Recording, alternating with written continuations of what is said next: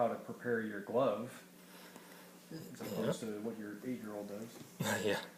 And that was, I think you had to have props, right? Yep. So what's this one about? Remember, we heard This it one, already. I'm excited. Yeah, That's you what I almost heard. Persuasive, right? yeah, it's a Tell persuasive. us when to be quiet, see. That's alright. No, you can talk. I don't care. I'm just showing my cards here, Okay. Okay. and then I have to show. Tomorrow? Those are my keys we're going now. Okay, and then I have to go like this, so I can say, okay, I have 2 there, 2 witnesses there, and 1 here. United States Marine, United States Marine. All right. You're supposed to go. Okay, Dave. All you got, yeah, hoorah! Okay, all you have to do is hold it and point it at me. That's it. Don't touch anything else. Wait, I'm touching something. Okay. Keep my stuff in order I'm here. gonna get tired. Technically, I'm only supposed to have 2 cards, but I'm a very wordy person, so I have 4. I'm gonna get points taken off for having 4 cards, but oh well. All right. Okay, tonight what I want to discuss is an event that pretty much changed the world in an instant. There's long been a debate after the fact about whether or not dropping the atom bomb, 2 of them, on Japan was the best way to end World War II. Some argue that it was because it ended the war quickly, abruptly, just stopped. And then beyond that, they argue that it was deserved by the Japanese for the atrocities that they had committed throughout the war, including the rape of Nanking when they invaded China and murdered 300,000 Chinese citizens in Nanking. Also the Bataan Death March, where between 2,500 and 10,000 Filipino soldiers and U.S. Marines were marched to their deaths across the Philippines. They were heading for Camp O'Donnell, and they just kept walking, and they dropped dead. Others argue that dropping the bombs were not necessary, and that using a nuclear weapon was a crime against humanity in and of itself, and should have been avoided at all costs. But in May of 1945, Germany had surrendered and the war in Europe was essentially over. At the same time, Japan had lost much of what it had gained in the Pacific, all the territory that they had gained. They also lost hold in China, as the Russians had finally pushed them out of China. And despite what was clearly going to be a loss for them in the war, they still would not surrender. President Harry Truman, around the same time, had his military commanders plan a full-out invasion of Japan.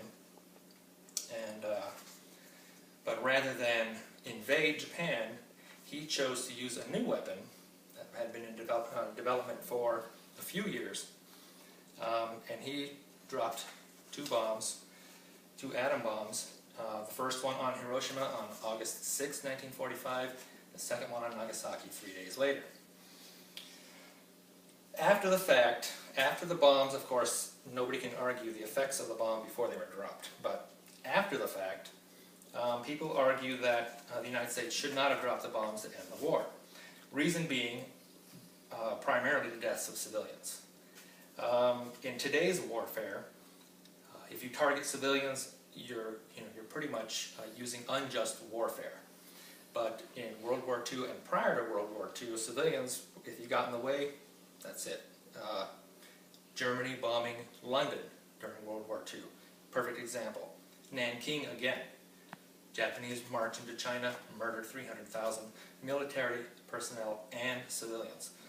So civilians, they were not considered targets, but they were not considered not targets. Hiroshima and Nagasaki were military targets simply because they were manufacturing centers for the Japanese military, particularly the Navy. Those who argue against dropping the bomb also argue that the United States, their main goal was to just murder as many Japanese people as they possibly could.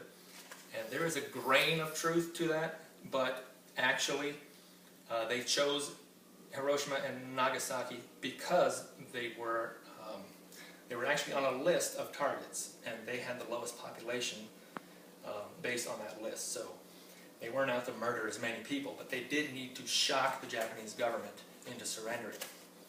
And this was one way to do it. There's also the severity of the results. According to the educational company Atomic Archive, they estimated 199,000 Japanese people died as a result of these bombs, of both bombs. Then there's the suffering of the survivors.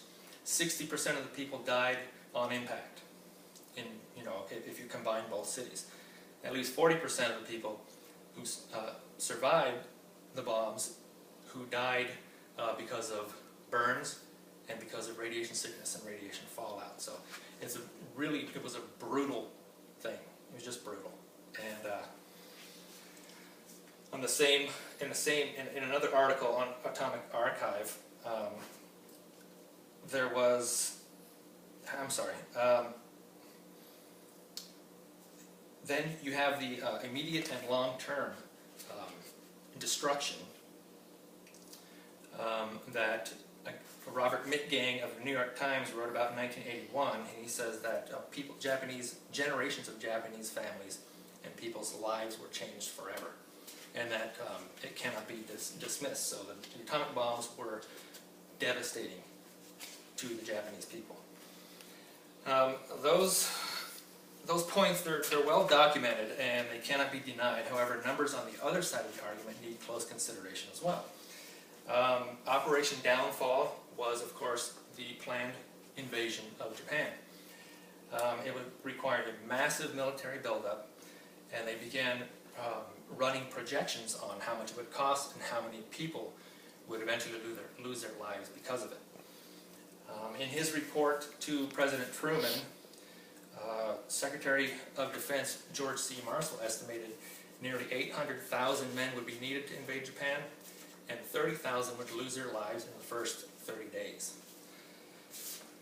D.M. Giangreco from the Journal of Military History in 1997 says that General Douglas MacArthur also estimated nearly 800,000 men, but he said that 50,000 Marines would lose their lives in the first 90 days. So already you're at 80,000 people dead to invade Japan. In that same article, Secretary of State Harry Stimson, he estimated that it would take 5 million total men to complete the invasion and occupy Japan with nearly 250,000 casualties. So you're already over 300,000 casualties for the invasion of Japan. William Shockley, he was a well-known physicist back in the 1930s and 40s, and he was commissioned to project casualty outcomes for the war. And he said that he estimates that nearly between 5 million and 10 million Japanese people, both military and civilian, would be killed if the United States and the Allies invaded Japan. So 5 million, 10 million people on top of the already almost 300,000 people estimated to be killed in an invasion. Those numbers are valid for the following reasons. If you take, for example, the Battle of Peleliu, Jeremy Jipton wrote an article called Bloody Peleliu, and the United States military figured it would take 3 days to capture this island. It took 3 months. 8,200 Marines were either killed or wounded, and of the 11,300 Japanese soldiers who occupied that island, 200 survived. So and in the end, this island of Peleliu, what was thought to be a strategic position, ended up being useless. It was a useless island to both the Americans and the Japanese. So you're looking at 200 survivors out of 11,300 Japanese people. They fought for nothing. Okinawa, it was considered a strategic launching point for bombing raids into Japan. The United States captured the island. There was actually film footage of mothers throwing their children off of cliffs to their deaths, and then jumping off of the cliff after them to their deaths. Reason being, they did not want to be captured by United States Marines. the Japanese government had used propaganda against the United States. The United States used propaganda against the Japanese as well, but the Japanese people believed that if captured by the United States Marines, they would be raped, murdered, beheaded, their children would be sold into slavery. So that was the measure of their resolve. They were not going to give up. So why would an invasion of Japan, their homeland, be any different? My opinion, it wouldn't. And to underscore the measure of their resolve, why would the United States need to drop 2 bombs 3 days apart? Because after the first one, they warned the Japanese government again, and the Japanese government said, sorry, we're not surrendering. So that, again, underscores the measure of their resolve. They were not going to surrender. So if you look at the Japanese people, they pledged their allegiance to their emperor to the death. And so what would they do to protect their homeland? What would you do to protect your homeland? If someone invaded America, what would you do? How long would it take? How many lives would be lost on both sides? And how much would it cost? So again, there are valid arguments on both sides, but if you compare the numbers on both sides and just human lives lost and the destruction that it would cause, I think you could come to the conclusion that it was the best decision, although devastating, and again, it changed the world forever. It was the best decision to end the war the way they ended